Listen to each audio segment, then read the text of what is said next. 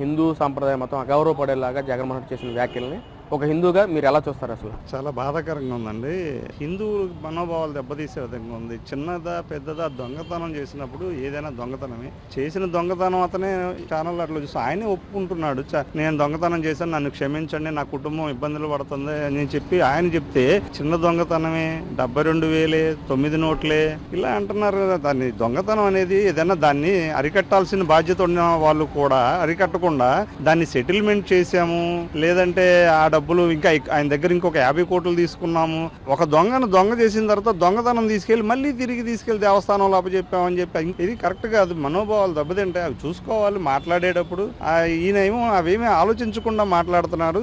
అతన్ని అడ్డం పెట్టుకొని వీళ్ళు వేరే విధంగా ఆయన ఆస్తిలో చాలా కాజేసినట్టుగా, ఆయన ద్వారా సంపాదించమని చెప్పి ప్రోత్సహించినట్టుగా అనిపిస్తుంది జనాలకి. ఆ భక్తులకి ఎంత వరంగా ఉంటారో వెంకటేశ్వర స్వామి, ఆ వెంకటేశ్వర స్వామిని అవమానించి వాళ్ళ భక్తుల మనోభావాలు దెబ్బతీసే విధంగా చేయటం తప్పండి. జగన్మోహన్ రెడ్డికి హిందూ సాంప్రదాయం పట్ల అలాంటి ఏమన్నా గౌరవం ఉందంటారు? అసలు గౌరవం ఉంటే అసలు ఇలాంటివి చేయరండి. అసలు మొదటి నుంచి అందులో తిరుమల తిరుపతి దేవస్థానంలో క్రిస్టియానిటీకి మతానికి సంబంధించిన వాళ్ళని చైర్మన్లుగా చేసిన ఇద్దరు అలాంటి వాళ్ళేనండి. ఒకరు భూమన కరుణాకర్ రెడ్డి గాని, వైవి సుబ్బారెడ్డి గారు గాని, వాళ్ళిద్దరూ కూడా క్రిస్టియన్ మతానికి చెందిన వారే. వారిని పంపించి ఈయన ఆలోచించింది ఏంటంటే అక్కడ ఏదైనా హిందువుల యొక్క మనోభావాలు దెబ్బతీసే విధంగా, ప్రాముఖ్యతను తగ్గించే విధంగా ప్రోత్సహించినట్టుగా ఉంది. కానీ దాన్ని మంచిగా చూడండి, చక్కగా చేయండి అని ఆ రకంగా ఏం చెప్పలేదు ఆయన.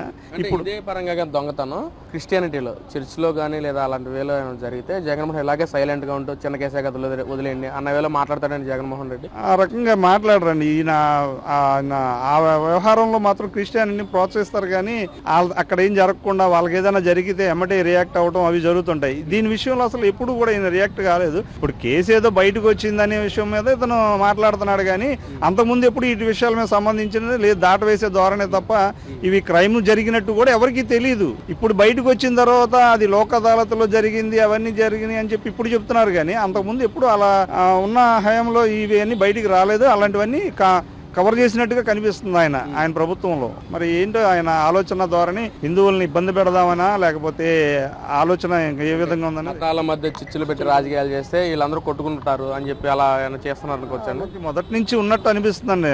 వాళ్ళ ఫాదర్కి కానీ ఆయనకి కానీ మత కల్లాలు జరిగిన ప్రాంతంలో ఆయన పేరుతోనే వచ్చింది. అప్పుడు హైదరాబాద్ లో జరిగినట్లు ఇక్కడేమో కులాల పేరుతో, ఈ మతాల పేరుతో చిచ్చురేపి ప్రాంతాల పేరుతో 3 ప్రాంతాలని అవన్నీ. ఆయన ఉద్దేశం ఏంటంటే నేనే ఇక్కడ ఉండాలి, వీళ్ళందరూ పోతేనే నేను బయట ఉంటాను, నేను లీడర్గా ఉంటాను అన్న ఆలోచనతో ఇవన్నీ ప్రోత్సహిస్తున్నట్టుగా ఉందండి ఆయన.